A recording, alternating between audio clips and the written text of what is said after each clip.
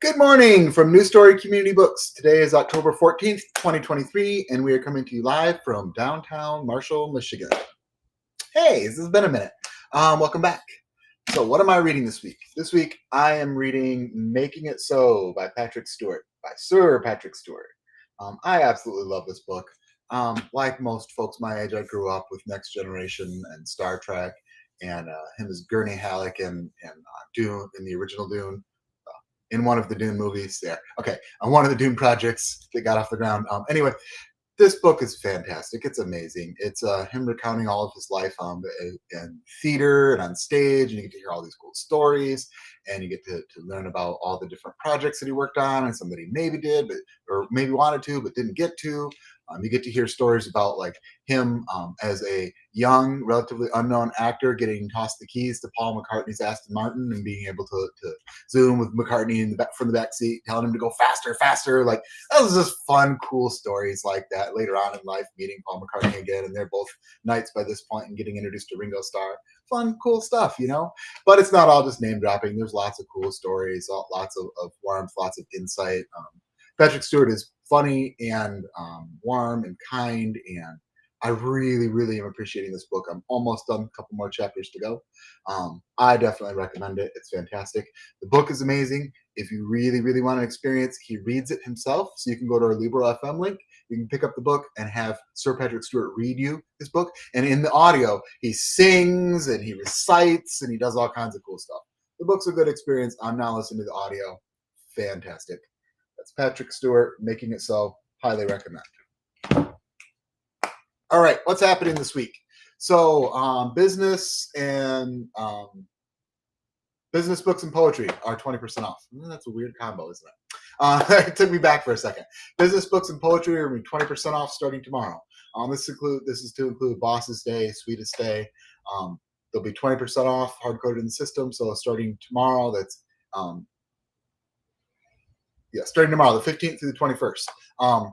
You can log right on the website. You can come and visit us here in the store and get the discount.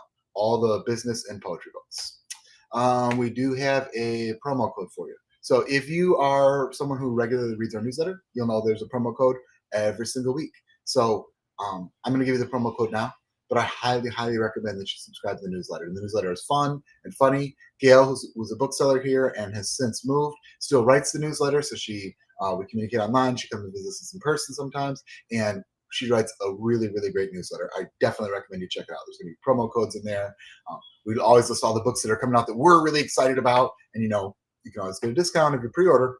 And then also it lists all the goings on and happenings. So you know where we're going to be popping up, where we're going to be, events that we're going to be attending or putting on.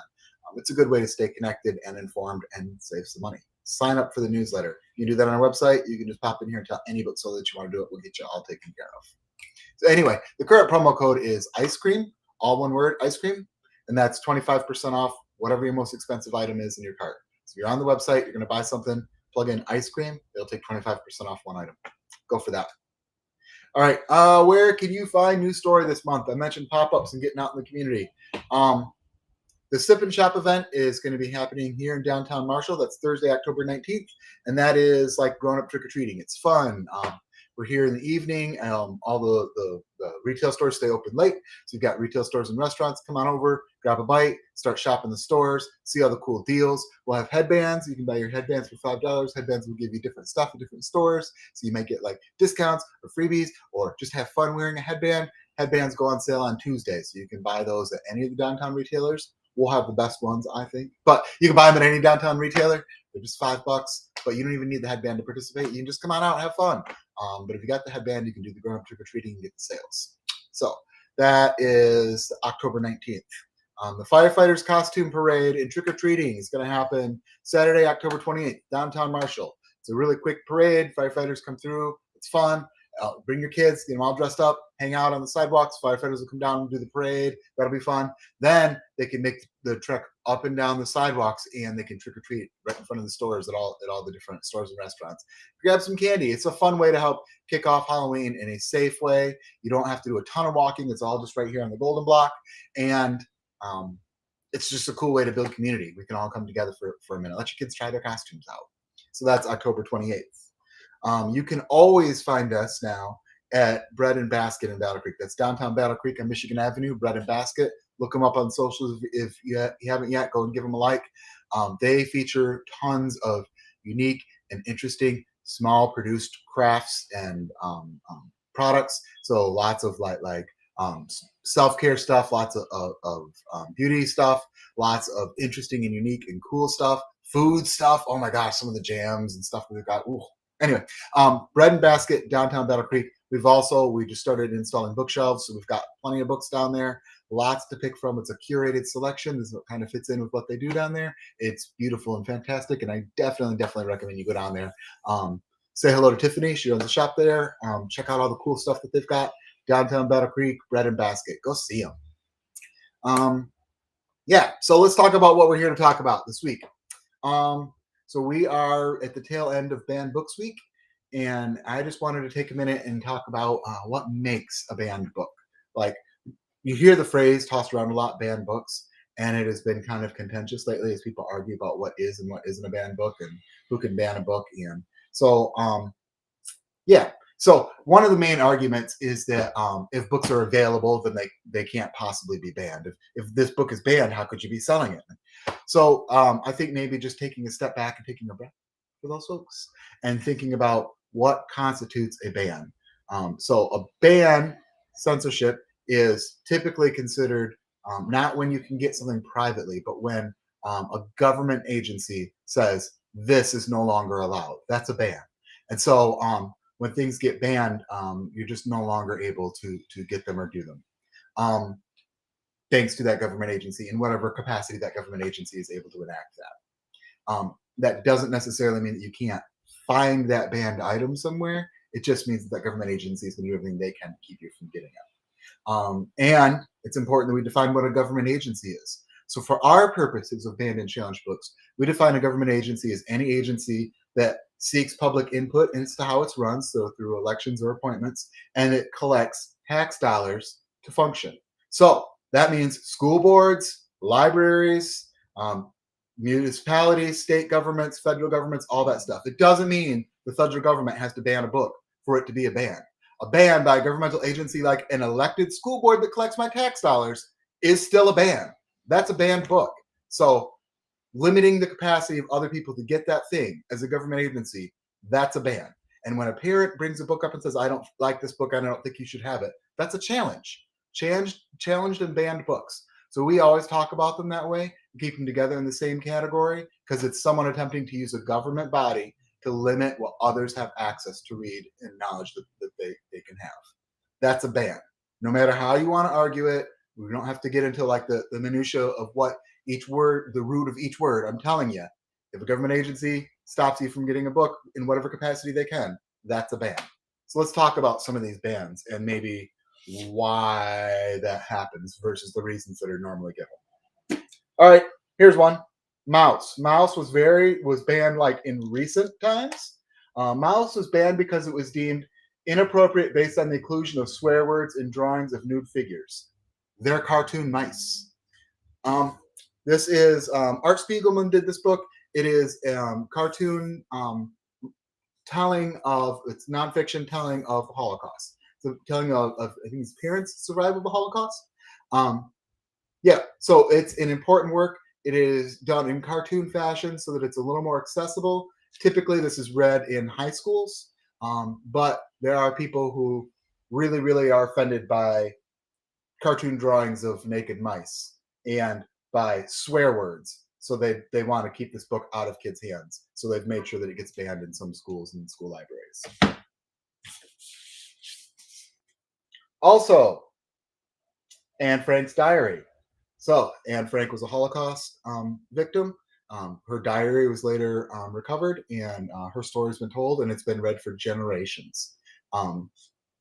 It was challenged and removed because the school board cited concerns from parents about mature content. Mature content in a Holocaust book. Anne Frank's diary. It almost seems like the reasons that they give to ban these books might not be the real reasons. And then I look at the books and go, what do these books have in common that might be something that someone out there wants to limit others having access to information about? and that they may try and use like propaganda and other techniques to convince other people to jump on board and try and get these books banned. I don't know what these could have in common.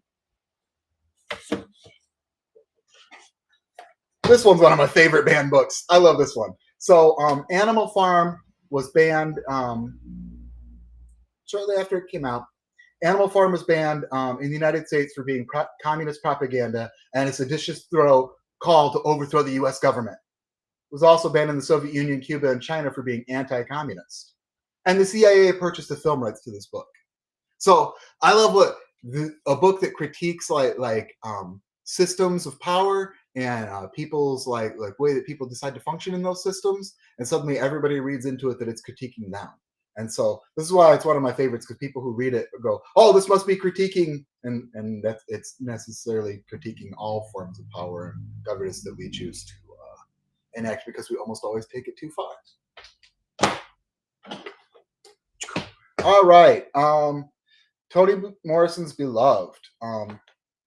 Beloved was banned because it discusses inappropriate parts of antebellum slavery and passages about ghosts. We don't want to talk about antebellum slavery. There are inappropriate parts to talk about there.